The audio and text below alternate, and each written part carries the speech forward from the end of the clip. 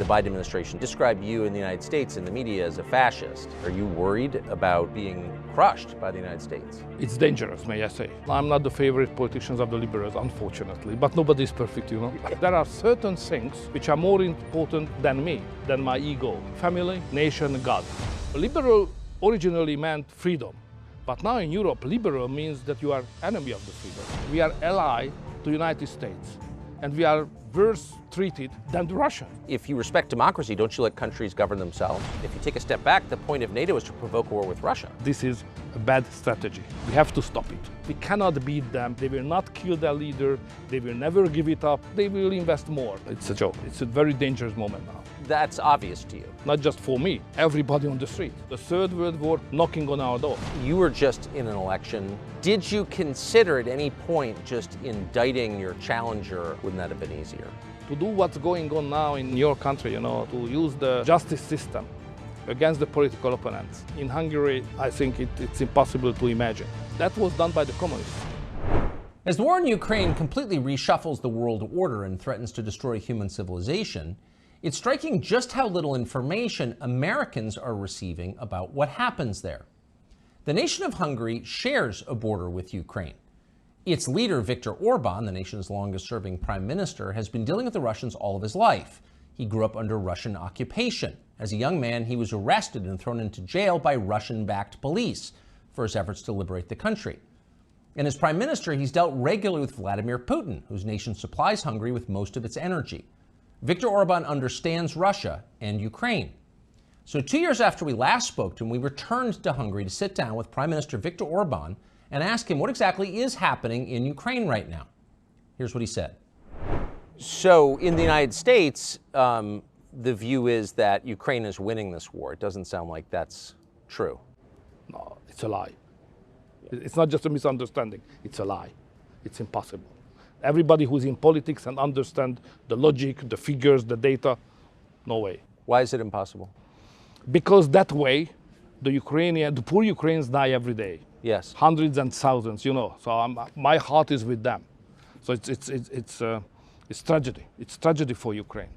But they will run out earlier from the soldiers, number of soldiers, than the Russians. What finally will count is boots on the ground. And the Russians are far stronger, far numerous, more numerous There's more than of the Ukrainians. Them. Many more. So this strategy, what we are just supporting, is a bad engineering of the strategy. So if the Biden administration has said our goal is to beat Russia, is to effect regime changes to kill Putin and take him out of power. You know, they misunderstand probably the Russians. You know, to understand the Russians, it's a difficult thing, especially if you have an ocean between you and Russia. So when we speak about politics, I mean Westerners, what is the focus point of our conversation? The focus point is freedom. How to provide more and more freedom to the people. Yes. When you speak on politics in Russia, this is not the number one issue. The number one issue, how to keep together the country, because the country is very big. And there's a privilege of the question how to keep together the country and not freedom. Freedom is just another issue, second, third, whatever. First, keep the country together. And that's generate a different kind of culture and understanding of politics. That's create a kind of military approach, like they have. Always on security, safety, buffer zone, geopolitical approaches. It's not our culture, it's a different approach. It's legitimate to have that because it's their history. But we have to understand that we cannot beat them as we do just now. It's impossible. They will not kill their leader. They will never give it up. They will keep together the country and they will defend it. We finance more, they will invest more. If we send more technical equipment, they will produce more. So don't misunderstand the Russians. So they're not going to get sick of Putin and throw him out? Come on, it's a joke. What would happen if the West succeeded in killing Putin? What would happen to Russia and its nuclear stockpiles? Okay, so okay, may I recall one of my experience? Yes. So I was prime minister exactly at the time when the change happened in Russia, Putin after Yeltsin. Yes. Yeltsin was very weak and getting weaker and weaker. And I do remember the fear of that time here in Hungary and in Europe as well. whether there will be a new leadership or not. So the real fear here was that there will be an anarchy in Russia. Yes. Putin is out and no new guy who is coming in strong enough to keep together the country, the nuclear arsenal and the army control and so on. So everybody was happy when realized that after he had seen Putin come in and started to control the military and the Russian power as a leader. So everybody was happy. I do remember that. So now Putin is in power for long, long years. We forgot about how dangerous when there is no strong leadership or interregnum in Russia. The interregnum is the worst case possible. So, but that is our goal. That is the goal of the U.S. State Department. Yeah, but it's a mistake. If this is the goal, it's a mistake. It sounds very dangerous. It's more than dangerous, you know. Okay, if to sit in Washington, safe United States, is a different feeling than to sit here in Budapest. Ukraine is next door country, you know. So what's going on there could have an immediate impact in 24 hours here in Hungary and so on. When I was very young, 86, if I remember well, there was an explosion of the nuclear power station in Ukraine by accident. Yes. And it infected us immediately. So if there is an escalation in Ukraine, Chernobyl polluted. Chernobyl, yeah, that could have an impact on us immediately. So Washington is far away, Russia and Ukraine is close. That's the Hungarian approach. So, given the manpower imbalance between the Russian and Ukrainian armies and the attrition of the Ukrainian army, hundreds of thousands dead. And many Hungarians as well. Nobody knows it. But we have a minority, a strong minority, more than 150,000 people in the territory of Ukraine, which was earlier part of Hungary. So it's a historical minority community living there. They are part of the Ukrainian state, and they are conscripted now to the army. And they die. They fight for Ukraine, and Hungarians, soldiers dying for Ukraine as Ukrainian citizens. So we lost, Hungarian nation, we are losing lives daily as also. At a certain point, they're going to need more men. They're going to need more soldiers. Where are they going to come from? That's the most risky question. So if any Western country would send any boots on the ground, that would mean a direct war between the West and Russia. And we are in a third world war immediately. So it's a very dangerous moment now. That's obvious to you. Absolutely. Not for me. Everybody on the street. All the ordinary citizens are aware that we are living in a very dangerous moment. So the third world war couldn't knocking on our door. So we have to be very, very careful. And that's my message always to America as well at NATO summit. Be careful with that. And what kind of response do you get when you say that? You know, they are bigger, therefore they are more clever. So that's always the case. So they don't listen to you. We can say in that way also, yeah. I have to ask you about Nord Stream. So it seems very obvious that the Biden administration blew up Nord Stream, either directly or through proxies. I've never heard anyone dispute that, really. How is Western Europe, and Germany in particular, the biggest NATO member in Europe, not saying anything about this? It seemed, that just crushed the German economy. Why don't they say a word about it? So when it has happened, we commented it as a terrorist attack. Yes. It was rejected in Germany and in the West. It was not a terrorist attack. It was something, you know. So that's a kind of evidence of lack of sovereignty. But it's the job of the Germans. I would not like to criticize them.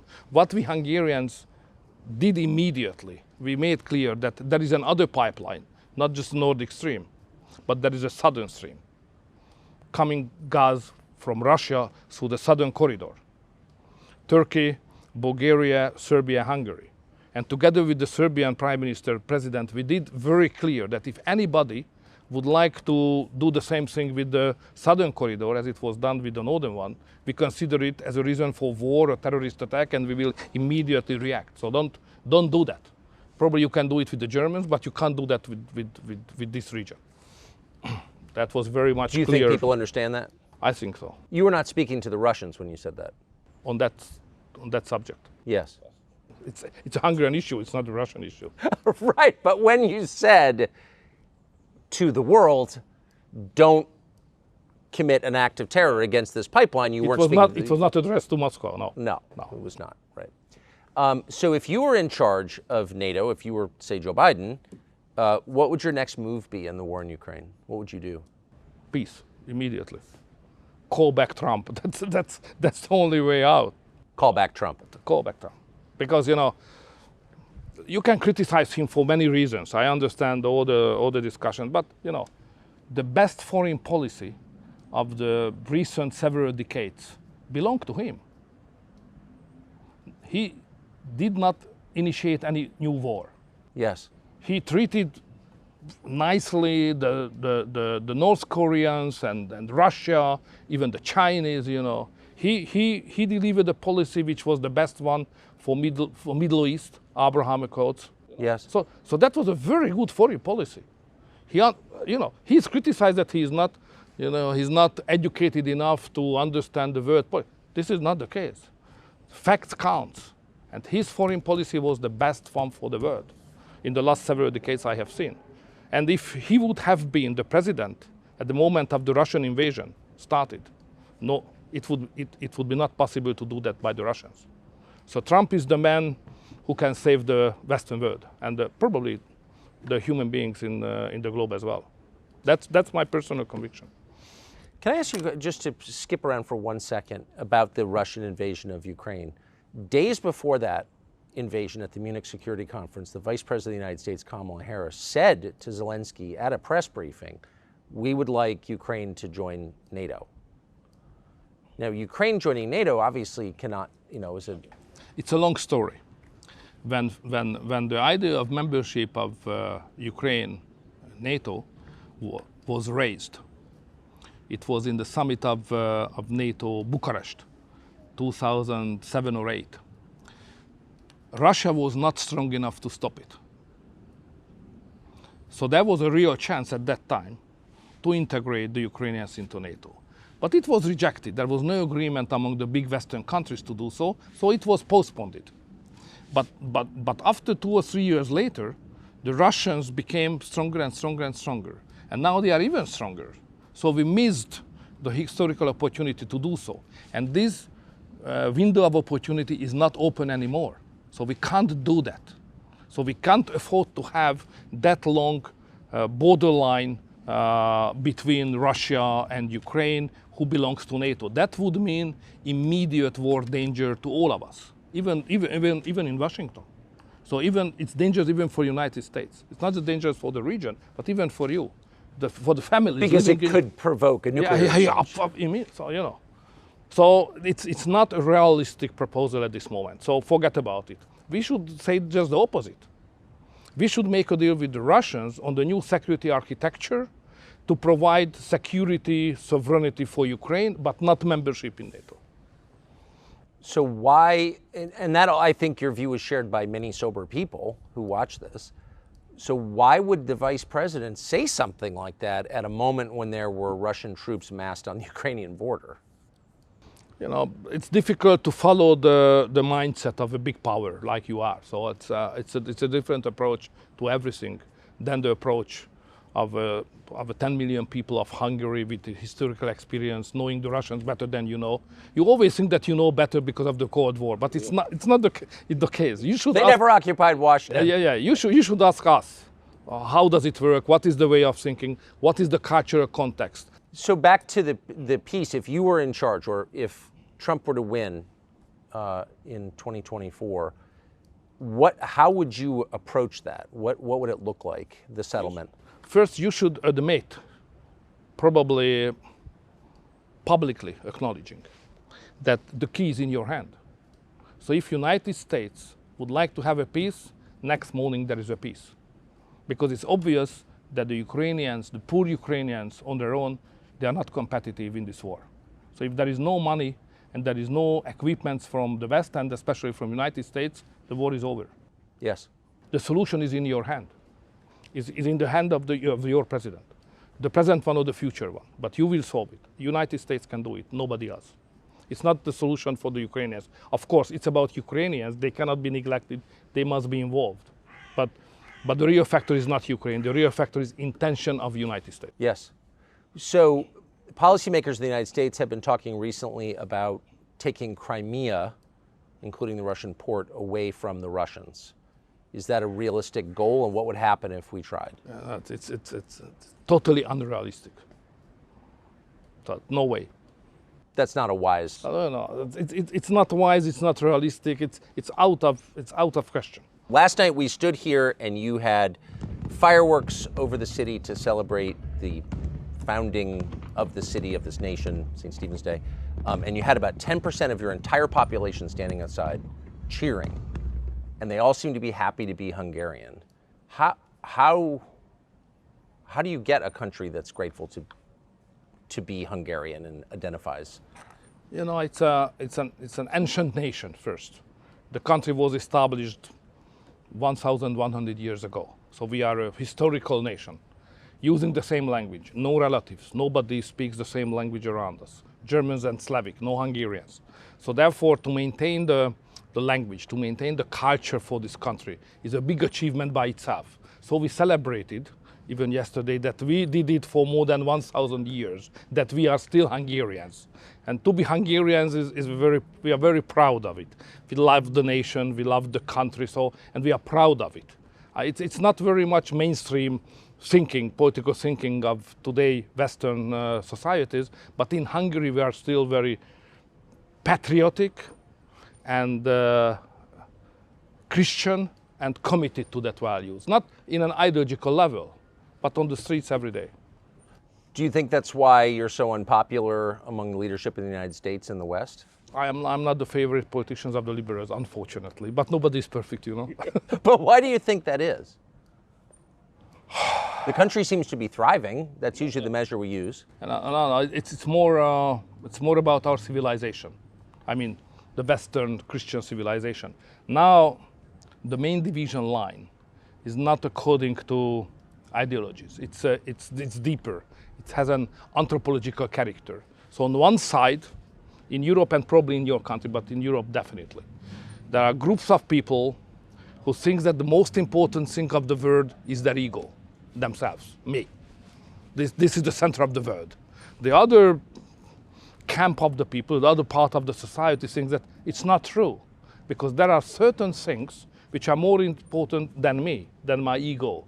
Family, nation, God. And because they are more important than me, I have to serve these higher level things. So this society has a majority here in Hungary. And the other society, which is concentrating only me, you know, only dealing with myself, it's more westernized, dominating factor of the political life. And the governments of the West, more belonging to the first group of the people. I belong to the second one, and Hungary belongs to the second one. Our constitution is concentrating on the we, you know, how we are linked together, family, nation, God, what is common, you know. So we, the Hungarian nation, that's how we speak on that. It's totally out of fashion now in the Western European societies. But why would that be so provocative to certain people in the West? I mean, different countries have different traditions. Mongolia has its own religions, language, but that's not offensive. But something about what you said is very offensive. Because in the Western societies, politics very often led by intellectuals. And the intellectuals like to be ideologists, a special approach from the ideological point of view. And you know, ideology is a very difficult thing because it has an exclusivity. So when the liberal says that this is the interpretation of society, it means that this is the only way to interpret the society. If you do differently, you cannot be a good man. So we have another interpretation. We have a Christian and national, more traditional interpretation of human being and society. But they can't accept it because it's different. So we are plural, they are hegemonistic. That's the problem. So the intolerance is baked in. It's part of. It's coming from the ideology. Absolutely, the liberal ideology, basically. Liberal originally meant freedom, but now in Europe, liberal means that you are enemy of the freedom because you are hegemonistic request on society, on the values and the concept of human being as well. So liberals are against freedom. That's how we see them. I've noticed. I mean, I don't live in Hungary. I can't assess it. I can assess your media landscape, which is much freer than ours, much freer, much more diversity. I have to fight every day. In the United States, right. The people who run our country don't. Virtually every media outlet is on their side, reflexively. And yet they describe you in the United States in the media as a fascist. And the Biden administration seems to believe it, the State Department anyway. The U.S. is the biggest, most powerful country in the world. Are you worried about being crushed by the United States? It's dangerous, may I say. So we should not neglect the importance of that fact. When the United States administration does not like you or consider you as an enemy or having a backtrack, it's dangerous in international politics, So you are powerful, still number one power of the world. So if you criticize somebody, we have to be very cautious how to deal with that. And now the Democratic administration does it regularly. So we have to be clear here that this is not the voice of America, it's the voice of the administration of the United States. Not all Americans has the same approach as the government, like the Republicans, who are far closer on value basis to us. The previous president is friend of Hungary on the value basis, historically and wholeheartedly, so it's a real friend. So don't make a mistake to consider United States equal to the United States administration. Yes. And I think that difference is important because you have competition, a political system based on competition, and hopefully Trump will come back or Republicans will come back, and the relationship will be again very good. But now it's absurd. Can you imagine that United States government deleted the agreement between Hungary and the United States on double taxation, but they still have the agreement between Russia and United States. And that means that American citizens, for those who don't know what this is, American citizens who live and work in Hungary have to pay Hungarian taxes to your government, but also full federal taxes to the United States. But the attitude as such, we are a member of NATO, we are ally to the United States, and we are worse treated than the Russians, What's that about? What is it about? It's what you just said. So it might be helpful to say it out loud. Now, the Biden administration spent U.S. tax dollars to campaign against you in your last election. They didn't succeed. You won, in a fair election. Big money. Big money. I don't think most Americans understand that their tax dollars went to defeat you in Hungary. Yeah, exactly. But that's not, if you respect democracy, don't you let countries govern themselves? It's definitely against all the principles we confess.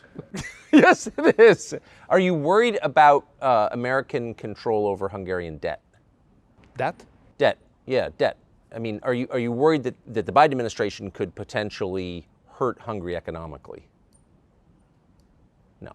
10 years ago, probably that could have been the case, but today we are strong enough. No.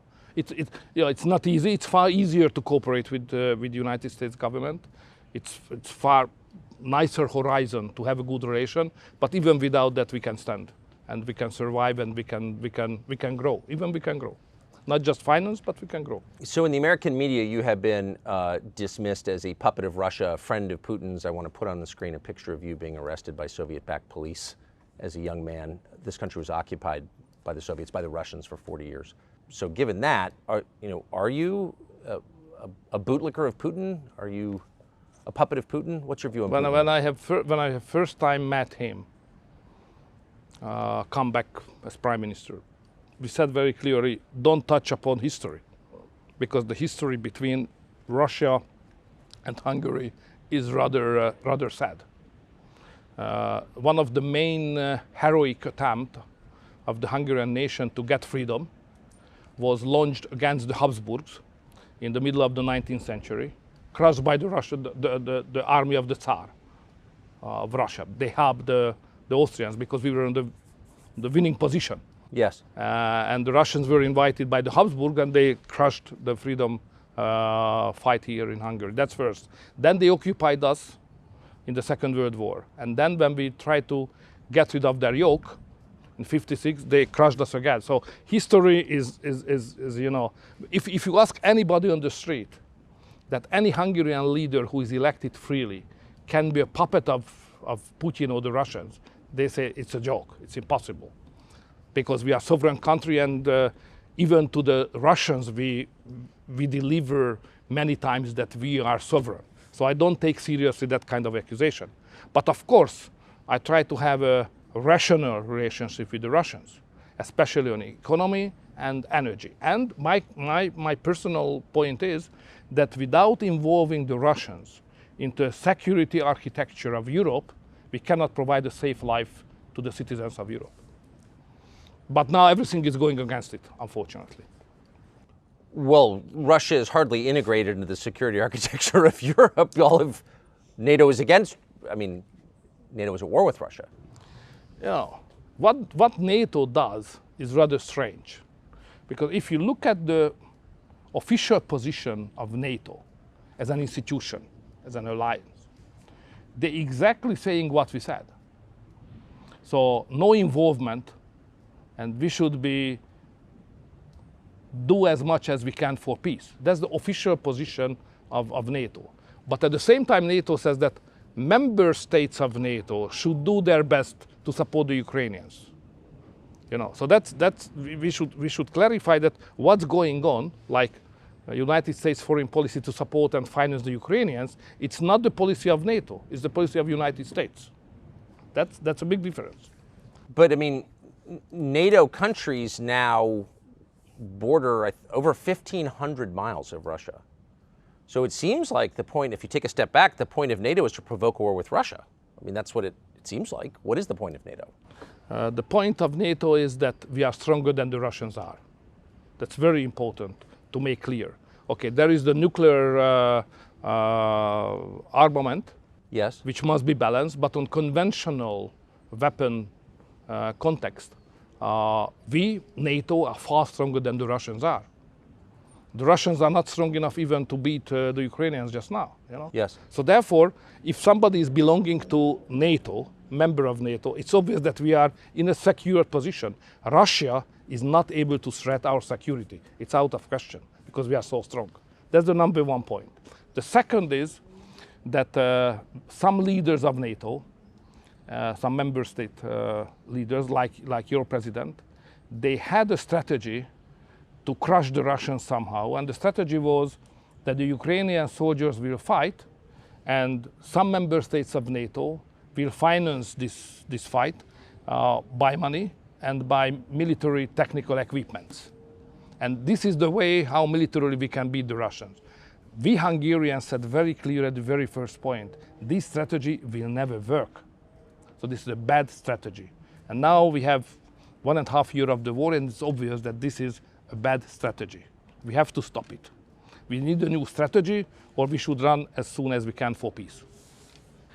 Let's ask you one last question about Trump, since you brought him up a couple of times. You were just in an election that I know your staff was worried you might lose. There was an open question. You won pretty sizably, but it was a real election. Oh, it was. Did you consider at any point just indicting your challenger on fake documents charges and trying to throw him in jail? Wouldn't that have been easier? You mean against me? Yeah. Okay, we have some bad chapters of our history, but that kind of civilian war, cold civilian war, was not part of our culture.